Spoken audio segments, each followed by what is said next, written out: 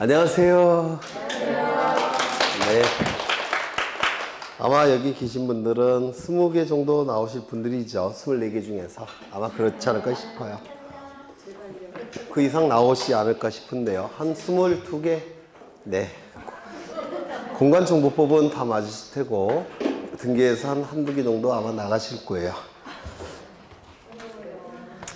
네, 어렵긴 합니다. 등기법이 워낙 어려운 법이라서. 근데 만점짜리도 굉장히 많이 나오세요. 생각보다. 만점짜리가. 네. 네? 한 사람이라고요? 아니요. 그 해. 네. 물론 그분들은 민법 점수도 같이 나와요. 민법은 한, 등기법 만점 정도 되실 거면 민법 한 90점대가 아마 나올 겁니다. 네. 그래서 만점이 생각보다 많이 나와요. 등기법이. 네. 학원별로 한 너댓 분씩은 나오는 것 같던데, 여기는 인원이 많으니까 한 대여섯 분 정도 나오지 않을까 싶은데요. 304조. 오늘은 이제 지적을 빨리 끝낼 생각이에요. 지적은 뭐 나올 게 너무 뻔해서. 네, 그래서 지적은 뭐 틀리는 경우가 거의 없습니다. 그래서 지적은 오늘 가능하면 다 끝낼 생각이고요. 좀, 노력은 할 겁니다. 오늘 다 끝낼 걸로. 그 다음에 이제 등기법은 좀 상세하게 설명을 할 생각이에요. 등기법을. 시작을 하겠습니다. 304쪽을 보시면, 문제는 다 못 풀고요. 오늘 다 끝낼 테니까 한 40%, 35%에서 40% 정도 푸시면 될 것 같아요. 1번을 보시면, 공간정보의 구축 및 관리 등에 관한 법률에서 정의하고 있는 용어에 관한 설명으로 틀린 것은 이라고 되어 있는데요. 보통 용어에 관한 문제가 한 문제 정도는 출제가 돼요. 보통 이제 어느 법이건 간에 보통은 단행법은 제1조가 제일 중요하고요. 1조는 보통 그 법이 만들어진 목적을 규정하고 있고요. 제2조는 그 법에서 사용하고 있는 용어가 보통 제2조에 규정되어 있어요. 그래서 제2조 두 번째 중요한 조문인데요. 보통 한 문제 정도는 출제가 되는데, 근데 기본 내용에서 다 설명을 하고 있기 때문에 어렵진 않습니다. 나올 게 뻔하니까. 1번을 보시면 토지의 표시 다 암기하고 계시죠? 소지, 지면, 경자표. 네, 이딴 식으로 문제를 냅니다. 너무 쉽게. 2번을 보시면 지번 부여 지역, 지번을 부여하는 단위 지역. 그렇죠? 지번 부여 단위 지역. 구체적으로는 동과 리를 얘기한다고 했습니다. 3번. 지목은 토지의 뭐에 따라서? 용도에 따라서. 그렇죠? 용도에 따라서 28개로 구분하고 있죠. 그래서 지형이 틀렸습니다. 토지 용도에 따라서 지목이 결정될 때 용도 지목이라고 불렀죠. 토지 형태에 따라서 지목이 결정될 때 지형 지목이라고 불렀고, 토지 성질에 따라 지목이 결정될 때 토성 지목이라고 불렀죠. 공간정보법은 주된 용도에 따라서 28개로 구분하고 있기 때문에 용도 지목을 채택한다라고 얘기를 했습니다. 그 다음에 4번을 보시면 경계점이란 지적구매에 등록하는 필지를 구획하는 선의 굴곡점. 굴곡점은 꺾인 점이라고 했죠. 그래서 직선과 직선이 만나는 점, 그게 꺾인 점이라서 굴곡점 맞습니다. 직선이 표현된 건 도면이죠. 따라서 도면에 풀어서 등록하거나. 여긴 없네. 이게 옛날 법조문이에요. 그래서 지금 법조문과 약간 차이가 있는데, 선의 굴곡점, 꺾인 점이라는 뜻이고요. 이 개정법률은 어떻게 되어 있냐면 선의 굴곡점으로서 도해 형태로 등록하거나 이렇게 표현되어 있습니다. 나중에 교재를 통해서 확인하시고요. 그 다음에 경계점 좌표 등록부에 좌표 형태로 등록한 점을 말한다. 보통 이렇게 교재에 서술되어 있습니다. 그래서 개정 이후에는 뭐라고 되어 있냐면 경계점이란 필지를 구획하는 선의 굴곡점으로서 도면에 도해 형태로 등록하거나 좌표 등록부에 좌표 형태로 등록된 점을 말한다. 이렇게 개정법에 규정되어 있고요.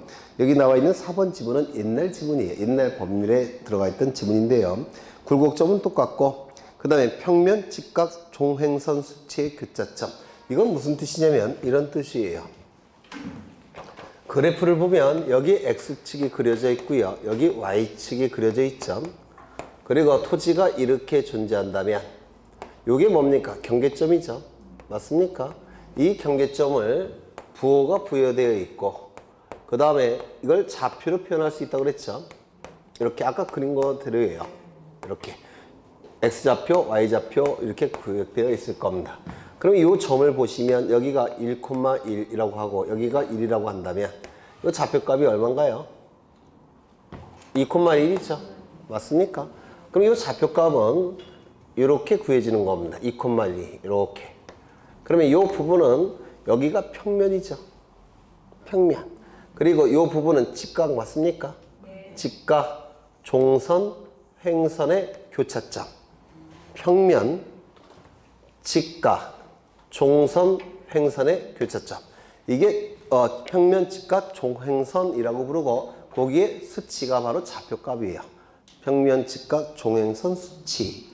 X좌표, Y좌표를 아주 유식하게 표현한 겁니다. 그 다음에 5번을 보시면 토지 이동이라 하면 토지의 표시를 새로 정하거나 변경하거나 말소하는 것. 너무 쉽죠? 네, 여러분 다 맞으실 것 같아요. 오른쪽을 보시면 2번에 공간정보의 구축 및 관리에 관한 법률상 토지 소유자가 지적소관청에 신청할 수 있는 토지의 이동 종목이 아닌 것은 토지 이동은 신규 등록, 등록 전환, 분할 합병, 지목 변경, 그 다음에 또 뭐가 있습니까? 받아가 된 토지의 등록 말소, 등축, 지토행 이런 것들이 있죠. 그래서 토지 이동이라면 토지의 표시를 새로 정하거나 변경하거나 말소하는 것을 토지 이동이라고 하고 소유자에 관한 정보가 달라진 걸 뭐라고 불렀습니까? 소유자 변경. 정답이 몇 번인가요? 거기 토지 이동이라는 표현이 있는데 5번을 보시면 소유자 변경이라고 되어 있죠. 이는 토지 이동이 아니라 소유자 변경 아닙니까? 소유자에 관한 정보가 달라지는 것. 이런 건 너무 쉽죠, 문제들이. 넘어가겠습니다. 4번을 좀 보겠습니다. 4번. 공간정보의 구축 및 관리 등에 관한 법률상 지적증명, 의뢰 등에 관한 설명으로 틀린 것은 이라고 되어 있는데 요약집이 아니라 이거 한번 펴보세요. 이거 펴보십니다. 물론 다음 시간에 할 건데요. 다음 시간에 할 건 항상 갖고 다니셔야 돼요. 이거는. 특강이건 문제건 쉬울 때까지는 무조건 갖고 다니실 거예요. 항상. 다음 시간에 설명을 할 거지만 오늘 나왔으니까 다음 시간 전에 미리 한번 보겠습니다. 다음 시간 전에 같이 보세요. 네. 어디를 보시냐면 14쪽을 보십니다. 14쪽. 안 갖고 오셨어요? 옆에서 보세요. 옆에. 네. 이거 보실래요? 네. 돌려주셔야 돼요. 그거 보시는데요. 먼저 측량 절차는 어떻게 이루어지냐면 측량을 의뢰하는 자가 있습니다. 측량을 의뢰하는 자가 있어요. 측량을 의뢰하는데 누구에게 의뢰를 하느냐면 지적측량 수행자에게 의뢰합니다. 지적측량 수행자는 둘이 있죠. 한국국토정보공사와 지적측량업자 둘을 지적측량 수행자라고 얘기합니다. 이 한국국토정보공사는 국가공간정보기본법이라는 법률에 의해서 설립된 단체이기 때문에 시도지사에게 등록할 필요가 없습니다. 하지만 지적측량업자는 개인 사업자이기 때문에 시도지사에게 등록을 해야 됩니다. 여하간 지적측량 수행자는 한국국토정보공사와 지적측량업자가 존재하는데 측량을 의뢰하는 의뢰인은 지적측량 수행자에게 측량을 의뢰합니다. 의뢰할 때 첫 번째, 세상에 공짜는 없죠. 수수료 지급해야 됩니다. 두 번째, 두 가지 측량은 제외가 됩니다. 첫 번째, 검사 측량은 제외가 됩니다. 왜냐하면 검사 측량은 국가기관이 하는 측량입니다. 국가기관이 검사 측량을 하기 때문에 지적측량 수행자가 검사 측량을 할 수가 없어요. 할 수 없는 걸 의뢰할 수는 없겠죠. 두 번째, 지적재조사 측량도 제외됩니다. 지적재조사 측량은 개인이 의뢰하는 측량이 아니라 국가의 정책적 이유에 의해서 획일적으로 처리되는 측량이에요. 개인이 의뢰할 수 있는 측량이 아닙니다. 따라서 지적재조사 측량도 제외가 됩니다. 요거 꼭 기억하셔야 돼요. 검사 측량 제외, 지적재조사 측량 제외.